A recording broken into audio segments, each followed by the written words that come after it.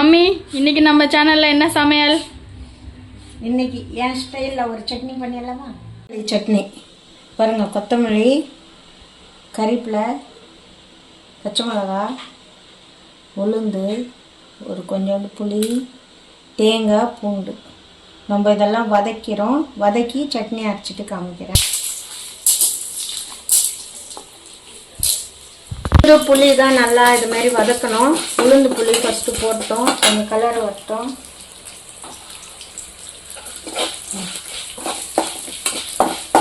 தேங்காய் அது கொஞ்சம் தான் ஒன்று போடணும். தேங்காயும் இது வந்து நல்லா ப்ரௌன் ஆகணும்.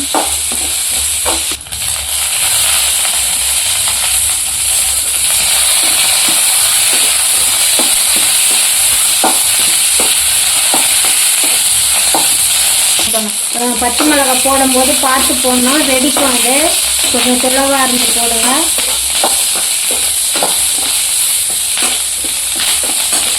ஆயிடுச்சு, கறிப்பில் பொறிஞ்சிச்சு. இந்த பாருங்க, இந்த பூண்டு, நம்ம பூண்டு பல்.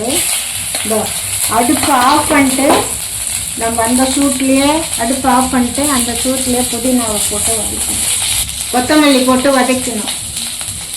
புதினா போட்டு அந்த சூட்லேயே நம்ம வந்து ரொம்ப இது பண்ணணும். அந்த கடாய் இருக்கிற சூட்டில் இது ஆறட்டும், சட்னி அரைச்சிக்கணும். இப்போ ஆறிச்சு, நம்ம சூடாக மிக்சியில் போட முடியாது. பாருங்கள், ஆறிச்சு பாருங்கள், இது ஆறிச்சு. நம்ம சட்னி அரைக்கிறதுக்கு முன்னாடி இது பாருங்கள், சால்ட்டு, கல்லுப்பு தான் நான் யூஸ் பண்ணுவேன். கல்லுப்பு. இது சட்னி அரைச்சி ஒரு தாளிப்பு கொடுத்து காமிக்கிறேங்க.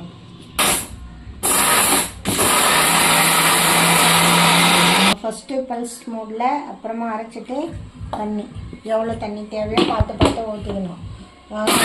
நிறைய முன்னாடி சட்னி அரைச்சிட்டேன். ஒரு சின்ன தாளிப்பு போட்டுக்கலாம். சின்ன தாளிப்பு, எண்ணெய் கொஞ்சமாக ஊற்றணும். கடுகு, உளுந்து, கொஞ்சோண்டு ஜீரகம்,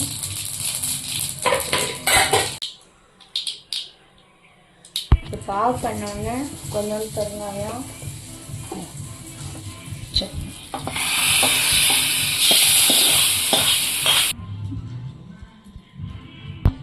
பார்த்தீங்களா, ஒரு 10 நிமிஷத்தில் நம்ம கொத்தமல்லி சட்னி ரெடி பண்ணிட்டோம். பாருங்கள்.